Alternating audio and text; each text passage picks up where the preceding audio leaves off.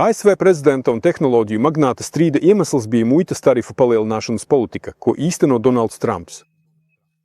Un šie tarifi kaitē amerikāņu tehnokrātiskajiem ražotājiem, kuru intereses pārstāv Elons Musks. Pagaidi. Bet Trumps gluži pretēji vēlas atgriezt ražošanu Amerikas Savienotajās valstīs. Tas taču tieši palīdzētu Amerikas rūpniecībai tieši šiem pašiem tehnokrātiem.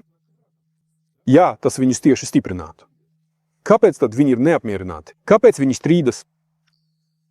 Uzdodiet sev vienkārši jautājumu, kāpēc ASV rūpniecība ir izklīdusi pa visu pasauli? Kāpēc amerikāņu uzņēmumi pārcēlās uz Āziju? Tāpēc, ka tā ir izdevīgāk. Mazāk izdevumu, mazāk izmaksu. Nav iespējams salikt elektromobili Tesla tikai no amerikāņu detaļām, jo vienkārši nav tikai amerikāņu detaļu. Mezgli un komponentes elektromobiļiem Tesla tiek ražoti visā pasaulē. Tieši tāpat iekārta satelītu sistēmām Starlink un raķetēm SpaceX tiek ražotas dažādās pasaules malās.